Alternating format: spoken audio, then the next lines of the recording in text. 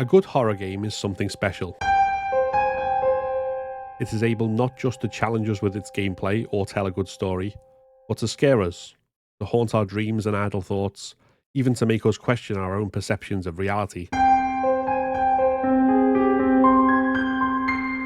In this podcast, we meet the developers of both existing popular horror titles and hotly anticipated upcoming ones to discuss how they do it, what inspires them, and all things spooky and unnerving. Welcome to Talking Terror, the official podcast of the Horror Game Awards.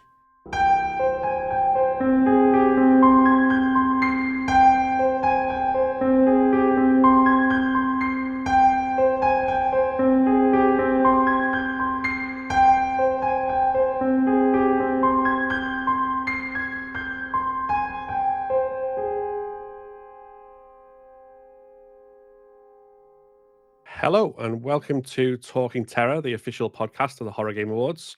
I'm Phil, and joining me are my co-host for the Horror Game Awards, Will.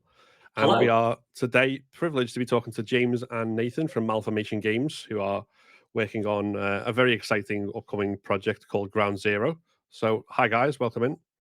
Hello. Thanks for having us. It's great to have you here. So, we want to talk obviously about Ground Zero in particular, and also maybe a little bit on the other project that's mentioned on your website, Chimera. But I kind of wanted to start things off because we're talking about horror and kind of what makes it special as a genre. And, we're obviously celebrating all things horror gaming. So, just in terms of horror, what is it that kind of draws you to it as a genre? What's the thing that got you into horror in the first place? I don't know if you want to kind of start off with that. Yeah, I guess I can answer this first. So, I've been playing horror for a very, very, very long time. I'm a slightly older guy. I started playing Resident Evil back in 1996. I was absolutely hooked. I saw the game in the store. And I was like, whatever the cover of that game is, it looks really weird, but I want to play it. And as soon as I played it, I was completely hooked. And then at school, a few years later, someone's like, "Oh yeah, my dad's got this game. It's super scary. I'm not allowed to play it." I'm like, "Okay, tell me more." And he's like, "Oh, it's this game called Silent Hill, and it's like really messed up. I don't know if I can swear in this, but it's really messed up." And I was like, "Right, when your dad goes to work, get me that game and let me borrow it for a few days." So then I played Silent Hill in 1999, and then I was like, "Right, I love horror. I'm completely hooked." And I don't know, it's just a genre that's always resonated with me. I think it's the kind of genre that makes me feel the most emotions. I think that's important when playing games. How about you, Nathan? Yeah, so same thing for me. I started playing Resident Evil 1 and obviously went through all the classic Resident Evil games, the classic Silent Hills. My dad used to play those games when I was a kid and I'd watch him. And it's kind of the same situation for me really. Just pretty much immediately hooked on not only the gameplay but the emotions. Like I like being scared. I find like horror movies, horror games like there's just a I don't know, there's something exhilarating about it as like sadistic as that sounds, but it's just an interesting genre, right? It's interesting like seeing how far you can push the boundaries of like that fear emotion. It's quite different from like most other types of genres of video games and movies. So it's just always been naturally interesting to me, and I particularly really liked the gameplay of the old Silent Hill and Resident Evil games. And James and I really over the years, we've always like meshed really well with that type of gameplay. So just naturally, was really appealing to me. Yeah. So in terms of horror games as well, is that's something you feel like there's more to you can do there that films and TV can't do as well, or is it kind of equal love for both sides of it? Yeah, I mean, I've always been a big fan of horror films as well. I wouldn't say I'm like a horror films buff. Maybe I'm a little bit basic in that aspect. I've seen all the classics, of course, but I don't go down that rabbit hole too far. But I think there's something special about the games in the sense of this is going to sound pretentious, but you got that agency to kind of make yourself push forward. That room up ahead looks really spooky. I have to make myself do it. Whereas in a film, you're just kind of along for the ride. I think both have their merits, but to me, there's something very, very special about giving yourself the opportunity to immerse yourself in that way, and it's a feeling that I think is unmatched when it comes to films. Yeah, I think that's Yeah, what and I think to generally go with. along with it. Oh, sorry. That's right, Nathan. My bad. Oh, I was just gonna really quickly add on to what James said of just I think it also going along with that is games are a lot more personalized, right, than like films are. Not to say that films can't be personal to the individual watching them, but in the game, like you are the player, right? You are Jill Valentine, you are, whoever you're playing as basically. And it goes along with what James is saying about having to put yourself through that experience. You really feel like you're part of it, and I think that's like the unique pull that like the video game medium has. Sorry about that, Will. It's all right. No, you literally took the words out of my mouth, to be honest. I was about to say the same. Because obviously with like TV shows and movies, you are experiencing it from a director's point of view and you're not actually inside of it. Whereas actually in a game, you are in those settings and environments and you're getting all these different creatures and different settings thrown at you. It's, no, definitely. Yeah, absolutely. There's something, especially now that the kind of it becomes more and more immersive when we get into things like VR as well. Oh God, yeah, I've yeah. not myself. So, I mean, should we talk about then Ground Zero? Obviously, that's kind of, I think, how long have you guys been working on it at this point? Like, I mean, it's kind of a little bit back and forth. So we kind of began pre-production, I'd say, around, correct me if I'm wrong, Nathan, your memory's better than mine, June last year. Yeah, went through a couple of iterations and we didn't have the team full at that point. So it's maybe you want to talk about your initial things on the game, Nathan. I threw together a kind of proof of concept thing that was like, I just threw some stuff together in Unreal quickly. I took a Resident Evil 2 model and imported that into Unreal and set up some fixed camera stuff. And I created this kind of fake trailer to showcase to the team, like, this is the kind of game that I think we should be working on. And then Nathan, if you want to talk about what you did in the beginning. Yeah, so in the very beginning, we were just trying to figure out. I think the main thing, actually, just kind of to put like a more broad perspective on this, we've been trying to figure out ways where we can make our game unique from all the other types of fixed camera angle survival horror PS1 era style games, and that's sort of been like one of the main threads that has been, at least for me personally, it's been one of the main focuses I've had on the design of everything.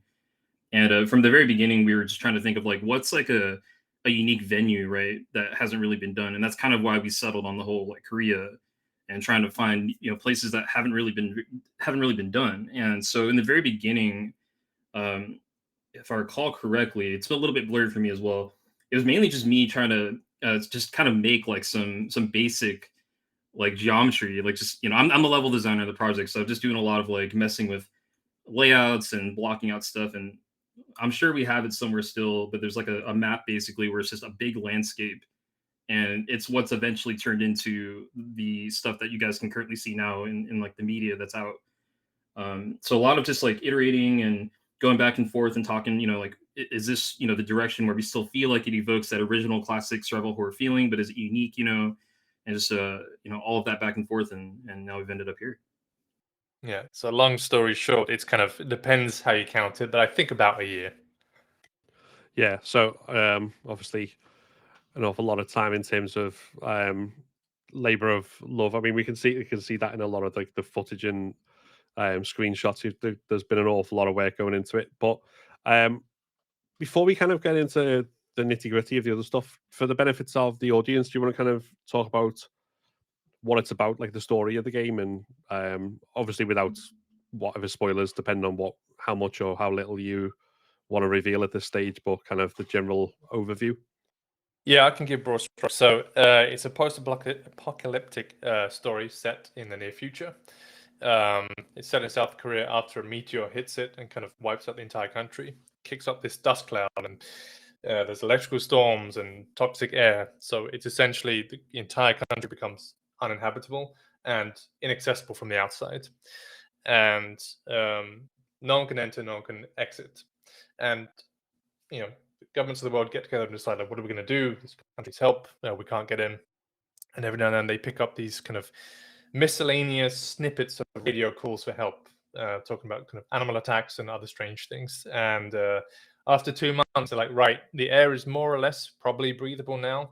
the dust storms are more or less safe to fly a helicopter into. So they send Seo-Yeon, an elite Korean operative, into the country, and her Canadian partner in this alliance. And essentially, without giving away too much, the meteor has spread something that's kind of essentially turned every living organism, human, animal, plant, into some kind of mutation. So the crux of the story revolves around exploring what's happened, getting to the bottom of kind of why it took so long, how the meteor hit in the first place, and seeing if anyone's alive still. There's some other mysteries kind of unraveling, but we will reveal more later, I think. Yeah, now that makes sense. You don't want to reveal too much too early, do you?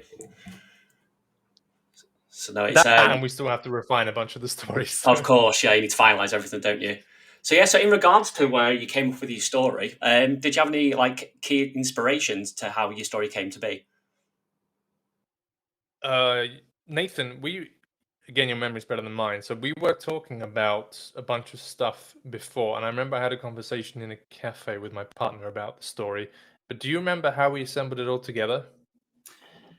I think it really was just it was just kind of what I was saying earlier about just trying to find ways to make it unique, because you have like the virus in Resident Evil, right? You've got the weird, haunted town, right, that personalizes itself to everybody. And we were just trying to think of a way to make it something catastrophic, in which in the case of meteor shock would be extremely catastrophic, right? And then also like mix in that element of like, well, something went wrong and it's causing something to go on. And I don't exactly remember, to be fair, but I know that that was like kind of the initial part of the conversation that got us on that path of it's like, well, what if it was something that came from space or something, or something that came from some kind of natural disaster. Yeah. Yeah. And there was a few other things we wanted to hit. Like we wanted to set it somewhere unconventional. It was originally Poland, then we moved it to South Korea because I think it's a beautiful country. Yeah, a lot of it was just kind of around. We wanted to do something different but familiar at the same time. I know that's Yeah. kind of a cop-out answer, but No, you can clearly tell, and like obviously with how the gameplay is set and how you've designed it and everything else, have you what were your inspirations to go down the route that you have done? Are you you wanna saying take with this? like the backgrounds and like the general art style and all that, or? Yes, yeah.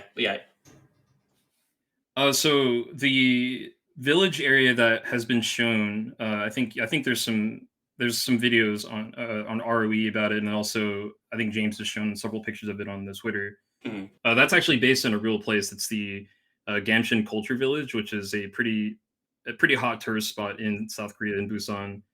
And it's obviously never going to be one to one with like the real place, but there's Yeah, some landmarks in there that I've tried to incorporate that evoke the feeling, because the thought process for me anyway, as a level designer at least, is that if someone's going to play through that level, I want them to feel like, oh hey, I actually recognize that little spot. If you're from that place, you'd be like, oh, I know where this is, I've been there before. yeah, And trying to incorporate that in, and also still having it obviously be balanced in a gameplay sense for what we need with Ground Zero.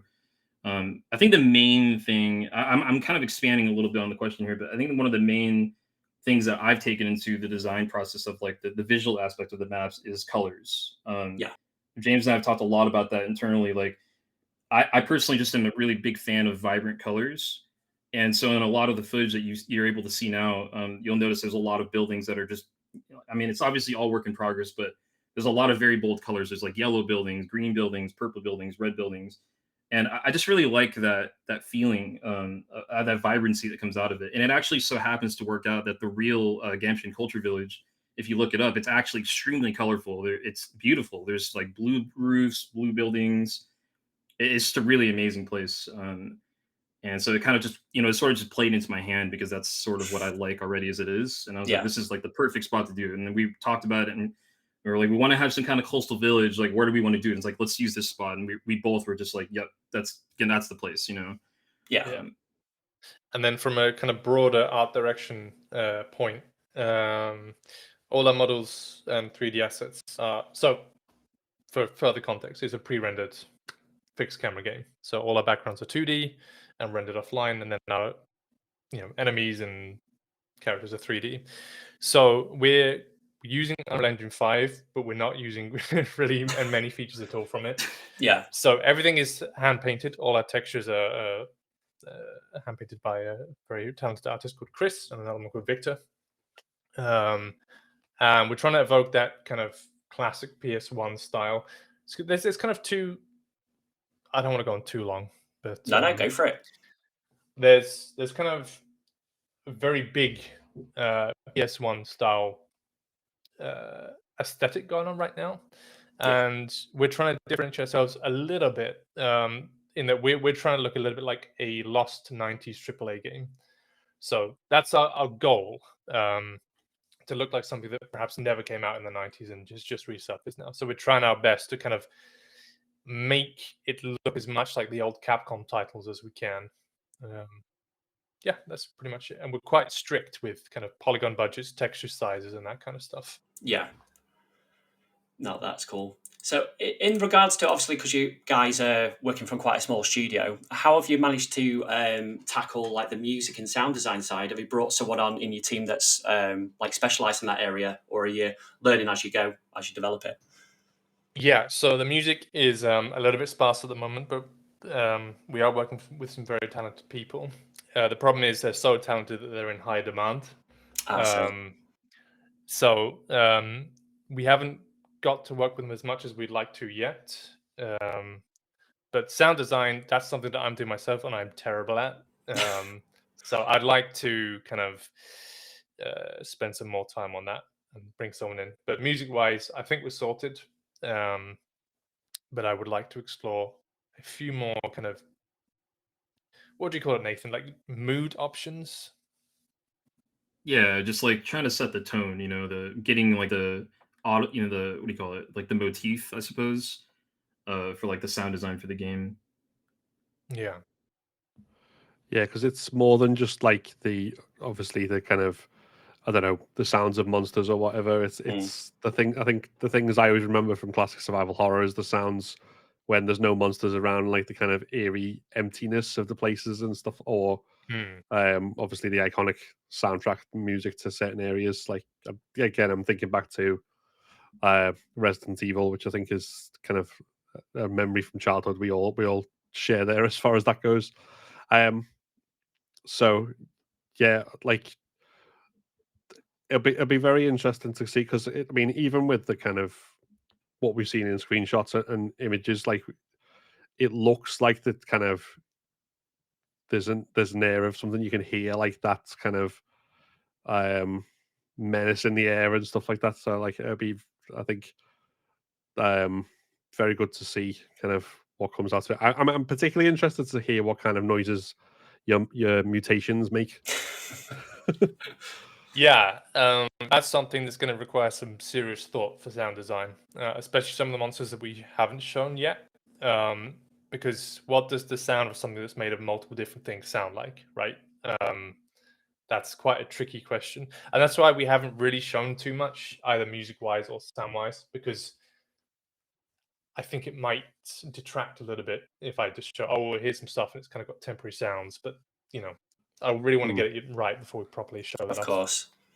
Yeah, because I think sound design is a really big key thing. I think mostly in horror games as well, where that is the most immersive aspect of the game. Because it doesn't, in essence, it doesn't matter how good a game looks, but if you get the sound design right, it really does immerse you into that atmosphere in the game and story.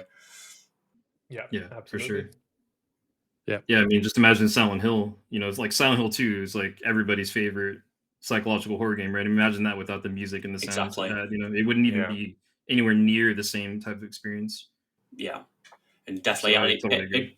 It really sets it makes it such iconic, and little tiny snippets of sound you can easily identify from a game. Yeah. Whereas with images, it's always, you might potentially mistake it for something, but if you played certain sounds, you'd know it's from a certain game. Yeah, absolutely. It burned into my brain, most of these old sounds. Yeah. No, so I think, talk about the sound design. I think that leads us into our next question would be really good. It's what's been your biggest challenge so far in your development of the game? Diplomatic answer or whatever you see fit. Okay, well, it has been quite difficult to. Well, let me back up a little bit. Hmm. So we're not. So I started this company with the view for it being the full-time job of everyone who works here. So Nathan is employed full-time on this, as are the rest of the team. And it's been quite difficult finding a kind of publishing partner or perhaps an investor who perhaps shares the longer term vision of what we want to go for. So that's been one thing that's been a challenge. I thought being that we're so distributed might be a problem. I'm in Sweden, Nathan's in the US, we have the animators in the Philippines. That's actually been one of the surprisingly easiest parts of this, like coordinating that. So I think just kind of we've had some technical issues for sure. It's surprisingly difficult to make a retro game in Unreal without the modern things kind of getting in the way, if that makes sense. No, it does make sense because obviously when the games were initially developed, they've only gone with the capacity that they could develop with their engines. But obviously, with how open Unreal Engine 5 is and the capabilities of it, it must be quite hard to try and pare things back by so much. Yeah, you got to do a lot of wrangling. Mm.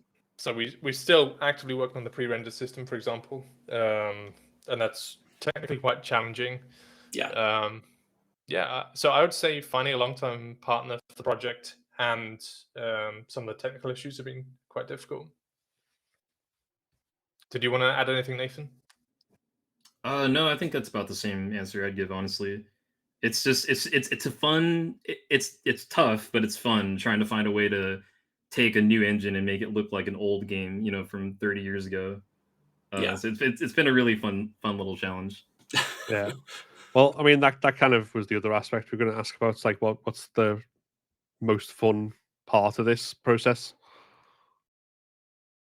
So You want to I go first, James? really like. Sure, yeah. I really like. This is going to sound super cheesy, but I really like seeing my team grow. So, for example, the animator, he comes from a first-person animation background. He's incredibly good at animating. You see his stuff, his gun animations, and it's AAA quality. But he'd never done third-person before. So I put him on a short course, and he had a mentor. And then just seeing the progress he's made from the beginning of the project to now is just absolutely mind-blowing. So honestly, I think just seeing how everyone is growing and developing is just really rewarding, I'd say. Yeah, I think for me, so actually, it's kind of perfect that you said that because my fun story about this is also from a place of growth because I come from a modding background, did a lot of like level design stuff for the old Half-Life games, right? A lot of first-person shooter sort of things, and getting into working on level design for Ground Zero was interesting because there's completely different challenges present in this kind of development. For one, for example, we have complete control over the camera, right? So we can choose what you see as the player. And we don't suddenly I don't really have to make every single area of the level. If you don't look at that part of the level, I don't have to make it, right? No, true. Yeah. And because the game essentially boils down to what is essentially an image, I can make the environments a lot more dense than I normally would be able to in a regular real-time rendering game. And that's been really fun. Like that's actually been one of my favorite things so far about the whole experience is it's like, oh wow, I can actually do that. I don't have to worry about the frame rate being a little bit lower than what I normally would allow at that, that sort of thing. And that's been super liberating and just a really interesting experience. And it's kind of in line with the growth that James is talking about. Yeah. No, it's quite surprising to hear how many developers have come from a modding background because I've heard that quite often. Yeah, it's a great introduction, right? So if you're taking something, depending how aggressive you go with it, you're taking something already made to a often AAA quality. So you kind of have the blueprint of often what to do, like how to do things correctly, and sometimes what not to do as well, which is also just as No, true. valuable. So I guess it's a very good way to get yourself familiar with making games from the ground up. Yeah. Yeah. A lot of I think respect to modders. Yeah, no, I think it's probably a good thing to say to people that are also interested in getting into developing horror games or games in general is getting to modding first and learn the skills, develop those skills, and then use that as your evidence. Yeah. Yeah. Working with other people is a big thing you learn in modding, which is a huge skill that you're going to have to learn if you want to make games not on your own. Yeah, you've had speaking of working with other people and everything, obviously you've got a presence on Twitter and you've had quite a lot of community supports, like as you've developed and started the game. And obviously you mentioned being featured on Row, like did the video about it. What's that been like in terms of kind of developing a community as you've been developing the game? Did you want to go first, Nathan? You take that one first. Honestly, I'm really scared to show my stuff. I really, really don't like kind of putting myself out there. So for me, it's just kind of nerve-wracking. I really, really appreciate it. It's been very, very positive, and that's been very nice. But it's still kind of, I still have that feeling of I just want to sit in my cave and make things alone. So it's been strange. It's been very scary, but very positive. It's a strange mix of feelings. Yeah, I mean, I've been. It's about the same for me. I've just been really, really happy to see so much support from people, and even some of my own friends. Oh, I saw you guys, posted this picture. That looks really cool. I'm really excited to play this.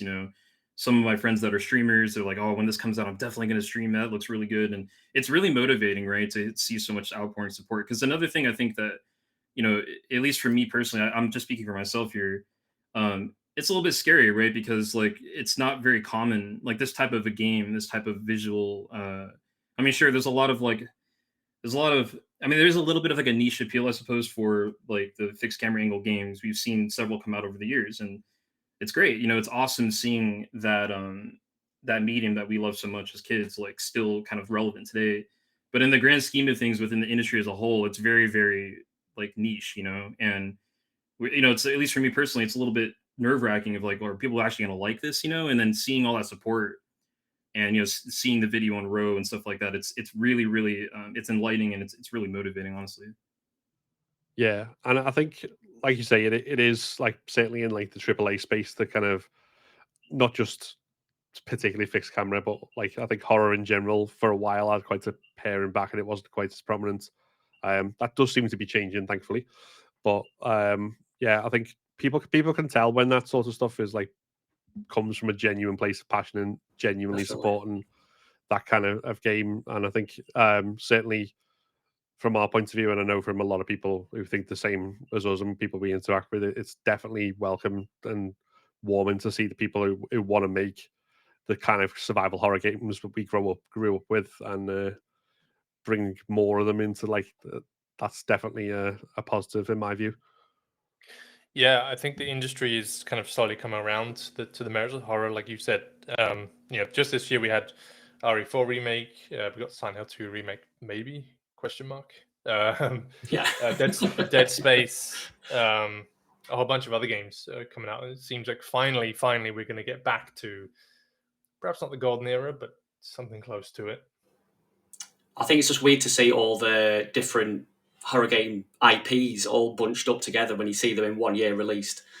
It's like you've got the revival of Alone in the Dark, you've got potentially like Fatal Frame coming back, you've got Siren potentially coming back.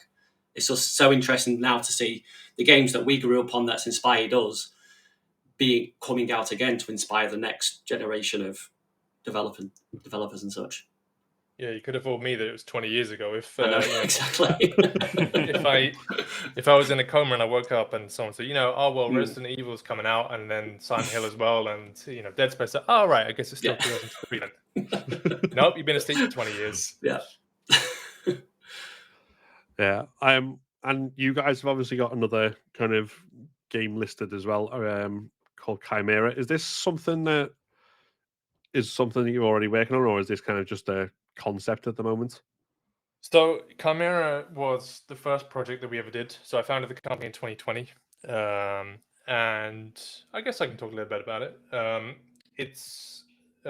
So we started making a 4v1 asymmetrical shooter set in Japan. It was like a Japanese Spec Ops versus this kind of Predator-like Lovecraft kind of it's like kind of like Predator meets Aliens, but not Aliens versus Predator.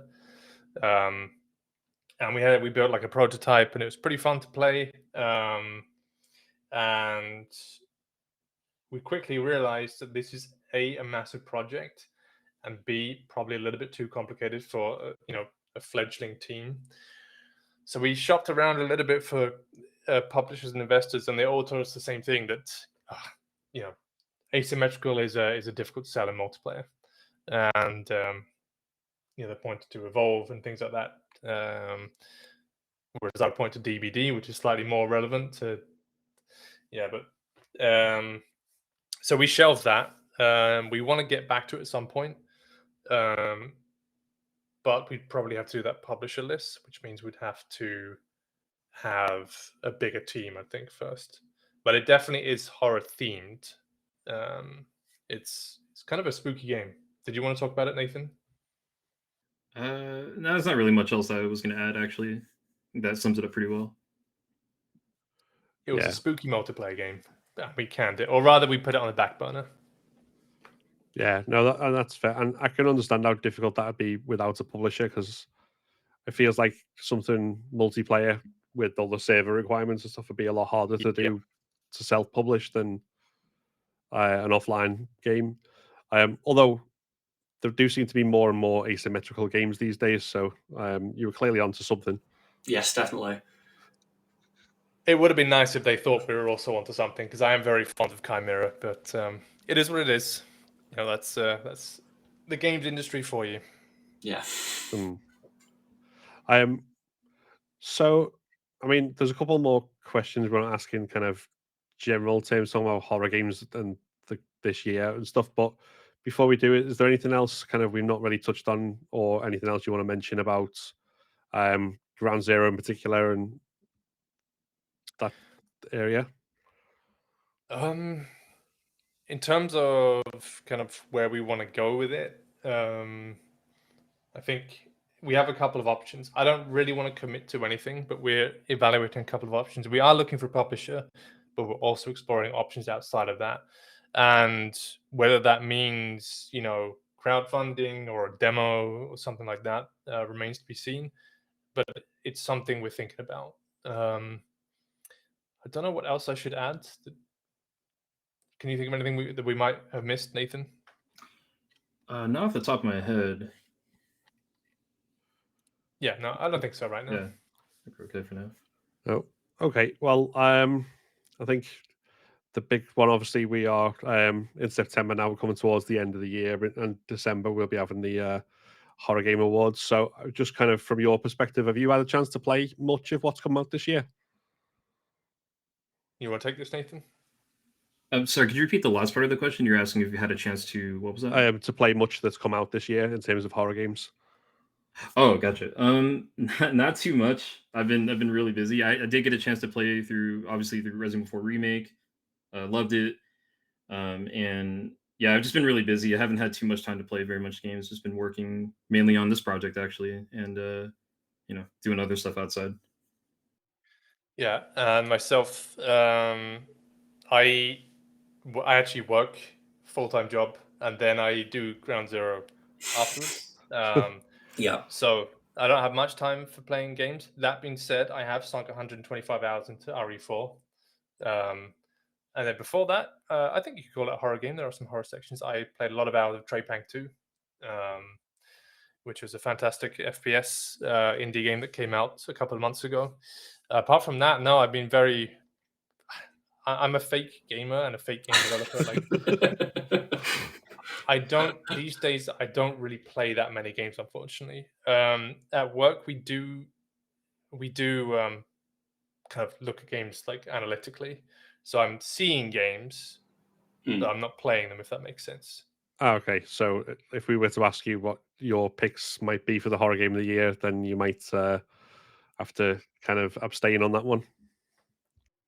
I mean, it might be hard. I'm finding it hard to imagine if a game for me would be more fun than Resident Evil 4 Remake. It is going to be a tough one to take, considering how early it came out in the year as well. I think it's yeah. I think it's a good contender. I think. Yeah. obviously that we don't get a say either. We have to wait till No. see what the jury says and Yeah. go along with that. But Exactly. And with the amount of games that have come out this year, I'm glad I've not had to. I don't think I could fit any other games in this year. yeah, But that being said, there's a lot of really cool indie games that I follow quite a few on Twitter that I'm really looking forward to, but I'm not sure if any of them are coming out this year. But there's some awesome stuff out there in the indie scene. yeah. Kind of not really fair to compare it to RE4, but I'm sticking No. with RE4 anyway.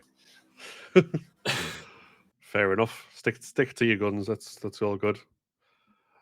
Cool. Well, thank you very much for speaking to us. It's been an absolute pleasure. And obviously, we are excited for when we can see more of Ground Zero and get our hands on it, because it looks like it's shaping up to be something great. Definitely. For anyone watching, if you want to check out Malformation Games and support their stuff, there'll be links in the description to find them on Twitter and their website. And is Ground Zero wishlistable on Steam? It is. Yeah, so I could send you a link, but I think there's a couple of Ground Zeros on there. Yeah.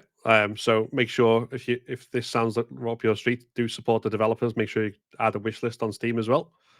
But thank you very much, and we'll see you at the next one. Thank you so much. Looking forward to the Horror Game Awards. Yeah, thanks, guys. Thank you. Appreciate No you having me. worries. This has been Talking Terror, the official podcast of the Horror Game Awards. Thank you very much for listening.